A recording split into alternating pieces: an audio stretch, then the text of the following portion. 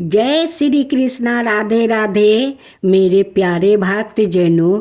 वैशाख कृष्णा पक्ष की बैरथुनी एकादशी की एक साथ श्रवण करे 5 व्रत कथा।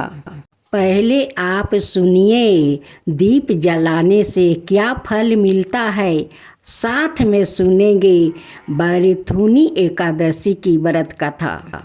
राधे राधे भक्तजनों, आज मैं आप सभी को सुनाती हूँ दीप जलाने से क्या चमत्कार होता है। विष्णु भगवान का मंदिर में अगर रोज दीप जलाए, या माता लक्ष्मी के मंदिर में रोज दीप जलाए, या भोलेनाथ के मंदिर में दीप जलाए, या शनि भगवान का मंदिर में जाकर रोज दीप जलाए, या गणेश भगवान का मंदिर में जाकर, या तुलसी माता की, या हनुमान जी की, या श्री कृष्णा जी की, अगर रोज दीप ये सारे मंदिर में जलाए तो आपका जरूर चमत्कार होगा। ये करके आप देखिए आपका चमत्कार कैसे भगवान चुटकी बजाकर कर देते हैं। ये बात सच है साथियों। अगर आप भगवान के मंदिर का रोज रोशनी करें तो आपका घर में रोशनी भगवान जरूर करेंगे। अगर भगवान का घर में अंधेरा रहेगा तो भगवान अपना भक्त का घर में कैसे रोशनी फैलाएगा। अगर आप एक दीप करके रोज इस सारे भगवान का मंदिर में अगर रोशनी करें तो देखिए आप पर चमत्कार होता है या नहीं। ये करके तो देखिए। भगवान तो मन भावना है और जिसका मन को भा लेता है उस पर भगवान अपना कृपा कर देते हैं। भगवान भोजन का भूखा नहीं है, वो तो अपना भक्तों को वो प्रेम चाहता है। भगवान वैसे प्रेम के भूखे हैं। आप सभी ने इस भगवान के सामने दीप रोज जलाइए, देखिए भगवान आप पर कैसे प्रेम करते हैं, आप पर कैसे कृपा करते हैं। तो करके देखिए साथियों। अगर भगवान का कृपा पाना है तो ये दीप सारे भगवान के सामने जला कर देखिए साथियों। धन्यवाद। धर्मराज युधिष्ठिर बोले, हे भगवान, वैशाख मास के कृष्णा पक्ष की एकादशी का क्या नाम है, उसकी विधि क्या है और उसके करने से क्या फल प्राप्ति होता है, आप विस्तार पूर्वक मुझसे कहिए। मैं आपको नमस्कार करता हूँ। श्री कृष्णा जी कहने लगे, हे राजेश्वर, इस एकादशी का नाम बैरथुनी है। यह सौभाग्य देने वाली, सब पापों को नष्ट करने वाली और अंत में मोक्ष देने वाली है। इस व्रत को यदि कोई अभागिन स्त्री करे तो उसको सौभाग्य मिलता है। इसी बैरथुनी एकादशी के प्रभाव से राजा मंधाता सर्ग को गाया था। बैरथुनी एकादशी का फल 10,000 बरस तक तप करने के बराबर होता है। कुरुक्षेत्र में सूर्य ग्रहण के समय एक मन सौरन दान करने से जो फल प्राप्ति होता है वही फल बैरथुनी एकादशी के व्रत करने से मिलता है। बैरथुनी एकादशी के व्रत को करने से मनुष्य इस लोक में सुख भोग कर परलोक में स्वर्ग को प्राप्ति होता है। शास्त्रों में कहा गया है कि हाथी का दान घोड़े के दान से श्रेष्ठ है। हाथी के दान से भूमि दान, भूमि के दान से तिलों का दान, तिलों के दान से सौरन का दान, और सौरन के दान से अन्न का दान श्रेष्ठ है। अन्न दान के बराबर कोई दान नहीं है। अन्न दान से देवता, पितरों और मनुष्यों तीनों दीपित हो जाते हैं। शास्त्रों में इसको कन्यादान के बराबर माना गया है। बरथुनी एकादशी के व्रत से अन्नदान और कन्यादान दोनों के बराबर फल मिलता है। जो मनुष्य लोभ के वश होकर कन्या का धन लेते हैं वो परलोक काल तक नरक में वास करते हैं या उनको अगले जन्म में बिलाव का जन्म लेना पड़ता है। जो मनुष्य प्रेम और धन सहित कन्या का दान करते हैं उनके पुण्य को चित्रगुप्त भी लिखने में असमर्थ है। जो मनुष्य इस बरथुनी एकादशी का व्रत करते हैं उनको कन्या दान का फल मिलता है। बरथुनी एकादशी का व्रत करने वालों को दशमी के दिन निम्नलिखित वस्तुओं को त्याग देना चाहिए। कांसे के बर्तन में भोजन करना, मांस, मधु, शहद, मसूर की दाल, दूसरों का अन्न, चने का साग, दोबारा भोजन करना, कंदों का साग, स्त्री प्रसंग व्रत वाले दिन जुआ नहीं खेलना चाहिए और शयन भी नहीं करना चाहिए। उस दिन पान खाना, दतुअन करना, दूसरे की निंदा करना और चुगली करना एवं पापी मनुष्यों के साथ बातचीत सब त्याग देना चाहिए। उस दिन क्रोध, मीठा भाषा का त्याग करना चाहिए। इस व्रत में नमक, तेल अथवा अन्न वर्जित है। हे राजन, जो मनुष्य विधिवत इस एकादशी को करते हैं उनको स्वर्ग लोक की प्राप्ति होती है। अत मनुष्य को पापों से डरना चाहिए। इस व्रत के महात्म्य को पढ़ने से 1000 गौदान का फल मिलता है। इसका फल गंगा स्नान के फल से भी अधिक मिलता है। अब आप श्रवण करेंगे गणेश विनायक जी की कथा। एक गांव में माँ बेटी रहती थी। एक दिन वो अपनी माँ से कहने लगी कि गांव के सब लोग गणेश मेला देखने जा रहा है, मैं भी मेला देखने जाऊंगी। माँ ने कहा कि वहाँ बहुत भीड़ होगी, कहीं गिर जाएगी तो चोट लगेगी। लड़की ने माँ की बात नहीं सुनी और मेला देखने चल पड़ी। माँ ने जाने से पहले बेटी को 2 लड्डू दिया और 1 बाल्टी में पानी दिया।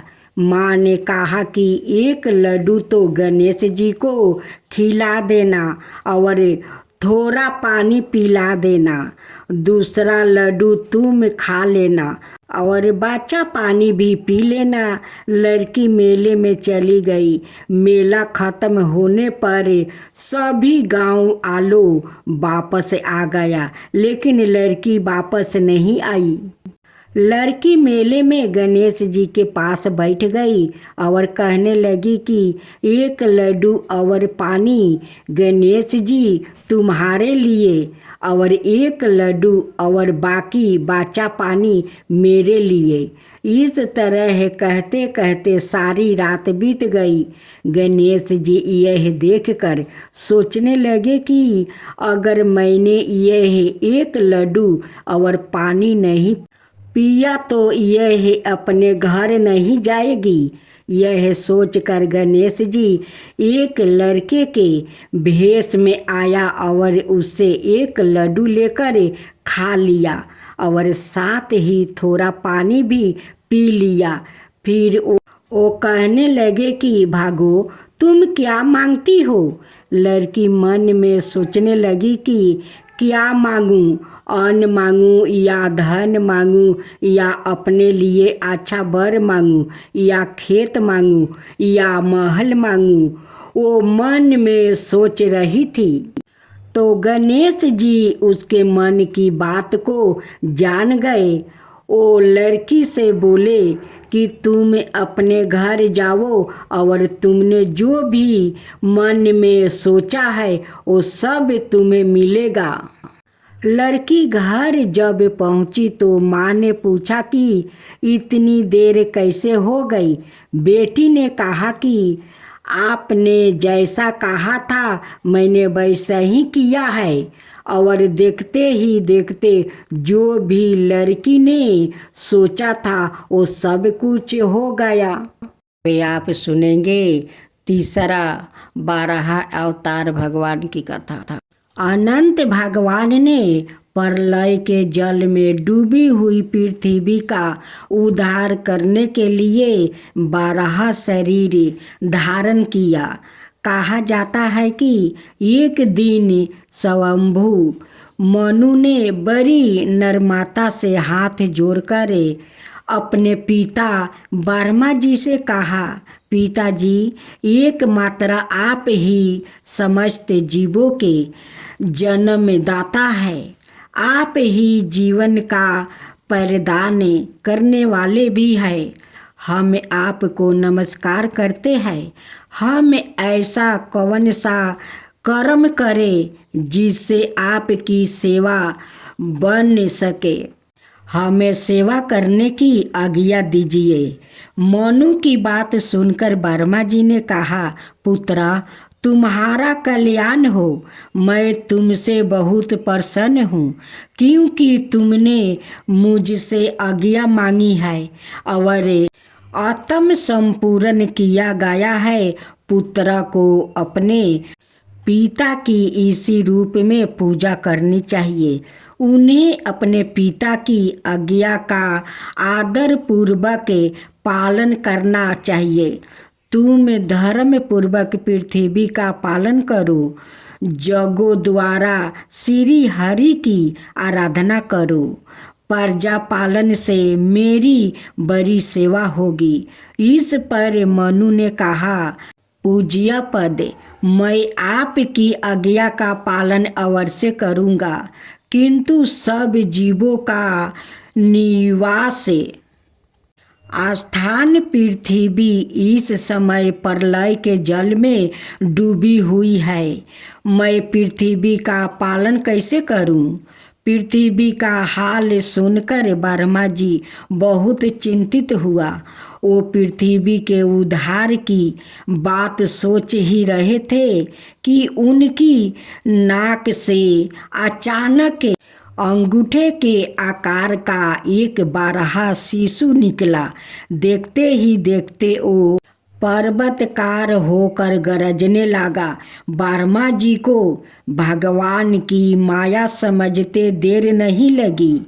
भगवान की घुरघुराहट सुनकर वो उनकी स्तुति करने लगा। ब्रह्मा जी की स्तुति 12 भगवान प्रसन्न हुए। वो जगत कल्याण के लिए जल में घुस गया। थोड़ी देर बाद वो जल में डूबी हुई पृथ्वी को अपनी दांतों पर लेकर रसताल से ऊपर आए। उनके मार्ग में विघ्न डालने के लिए महापराक्रमी हिरण्यक्ष ने जल के भीतर ही उन पर गदा से आक्रमण किया। इससे उनका क्रोध चक्र के समान तीक्ष्ण हो गया। उन्होंने उसे लीला से ही इस प्रकार मार डाला जैसे सिंह हाथी को मार डालता है। जल से बाहर निकले हुए भगवान को देखकर ब्रह्मा आदि देवता हाथ जोड़कर उनकी स्तुति करने लगा। इससे प्रसन्न होकर 12 भगवान ने अपने खुरों से जल को रोक कर उस पर पृथ्वी को स्थापित कर दिया। पृथ्वी का उद्धार करने वाले 12 भगवान को हम सब नमस्कार करते हैं। अब आप श्रवण करेंगे माँ तुलसी की कथा। या था समय जब ननद की शादी हुई तो उसकी भाभी ने बारातियों के सामने तुलसी का गमला फोड़ कर रख देती है। भगवान की कृपा से वो गमला स्वादिष्ट भोजन में बदल जाता है। गहनों के बदले भाभी ने ननद को तुलसी की मंजीरी पहना देती है। वो सोने के आभूषण में बदल गई। वस्तुओं के स्थान पर तुलसी का जनेऊ रख दिया तो वो रेशमी वस्तु में बदल गया। ससुराल में उसके दहेज आदि के बारे में बहुत बड़ाई हुई। इस पर भाभी को बड़ा आश्चर्य हुआ और तुलसी जी की पूजा का महत्व उसकी समझ में आ गया। भाभी की एक लड़की थी। वो अपनी लड़की से कहती कि तू भी तुलसी की सेवा किया करे, तुझे भी बुआ की तरह फल मिलेगा। पर लड़की का मन तुलसी की सेवा में नहीं लगता था। लड़की की विवाह का समय आया तो भाभी ने सोचा जैसे व्यवहार मैंने अपनी ननद से किया है उसी के कारण उसे इतनी इज्जत मिली है, क्यों ना मैं अपनी लड़की के साथ भी वैसा ही व्यवहार करूं। उसने तुलसी का गमला फोड़कर बारातियों के सामने रख दिया, परंतु इस बार मीठी मीठी ही रह गई। मंजीरी ओ पते भी अपने पूर्व रूप में ही रहे और जनेऊ जनेऊ ही रहा। सभी बाराती भाभी की बुराई करने लगा। ससुराल में सभी लड़की की बुराई कर रहे थे। भाभी ननद को कभी घर नहीं बुलाती है। भाई ने सोचा मैं ही बहन से मिल आऊं। उसने अपनी इच्छा पत्नी को बताई और सौगात ले जाने के लिए कुछ मांगा। भाभी ने थैले में जुआर भर कर कही और तो कुछ है नहीं, यही ले जाओ। वो दुखी मन से चल दिया। भाला बहन के घर कोई जुआर लेकर आता है। बहन के नगर के समीप पहुँच कर उसने एक गौशाला में गाय के सामने जुआर का थैला उलीट दिया। तब गौपालक ने कहा, ए भैया, सोना मोती गाय के आगे क्यों डाल रहे हो। भाई ने उसको सारी बात बता दिया और सोना मोती लेकर प्रसन्न मन से बहन के घर गया। बहन बड़ी प्रसन्न हुई। कथा की लोक के शीर्षक यह है कि तुलसी की सेवा से दाम्पत्य जीवन सुंदर और परागाढ़ होता है। अंत तुलसी विवाह के दिन यह लोक कथा अवश्य पढ़नी चाहिए।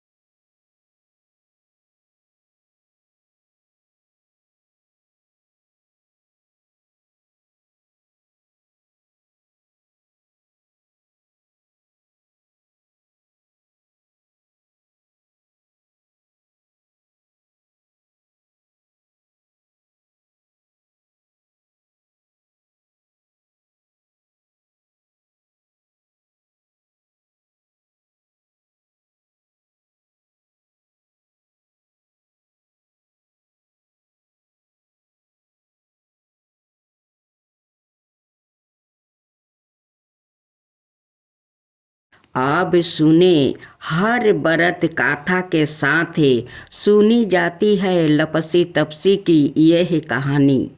एक लपसी था और एक तपसी था। तपसी हमेशा भगवान की तपस्या में लीन रहता था और लपसी रोजाना सावा शेर की लपसी बनाकर भगवान का भोग लगा कर जिमा लेता था। एक दिन दोनों लड़ने लगे। लपसी बोला, मैं रोज भगवान की तपस्या करता हूँ, इसलिए मैं बारा हूँ। तपसी बोला, मैं रोज भगवान को सावा शेर लपसी का भोग लगाता हूँ, इसलिए मैं बारा हूँ। नारद जी वहाँ से गुजर रहे थे। दोनों को लड़ता देख कर उनसे पूछा कि तुम क्यों लड़ रहे हो। तपसी ने खुद के बारा होने का कारण बताया और लपसी ने अपना कारण बताया। नारद जी बोले, तुम्हारा फैसला मैं कर दूंगा। दूसरे दिन लपसी और तपसी नहा कर अपनी रोज की भांति करने आए तो नारद जी ने छुप कर 1.25 करोड़ की एक एक औंठी उन दोनों के आगे रख दिया। लपसी की नज़र जब औंठी पर पड़ी तो उसने चुपचाप औंठी उठाकर अपने नीचे दबा लिया। लपसी की नज़र औंठी पर पड़ी लेकिन उसने ध्यान नहीं दिया। भगवान को भोग लगाकर लपसी खाने लगा। नारद जी सामने आए तो दोनों ने पूछा कि कौन बारा है। तो नारद जी ने तपसी से खारा होने को कहा। वो खारा हुआ तो उसके नीचे दबी औंठी दिखाई पड़ी।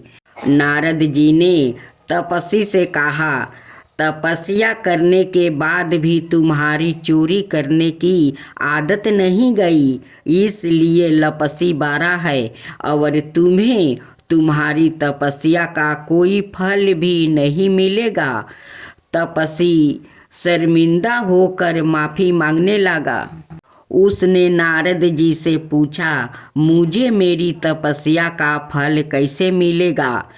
नारद जी ने कहा, यदि कोई गाय और कुत्ते की रोटी नहीं बनाएगा तो फल तुझे मिलेगा। यदि कोई ब्राह्मण को भोजन करवा कर दक्षिणा नहीं देगा तो फल तुझे मिलेगा। यदि कोई साड़ी के साथ ब्लाउज नहीं देगा तो फल तुझे मिलेगा। यदि कोई दिए से दिए जलाएगा तो फल तुझे मिलेगा। यदि कोई सारी कहानी सुने लेकिन तुम्हारी कहानी नहीं सुने तो फल तुझे मिलेगा।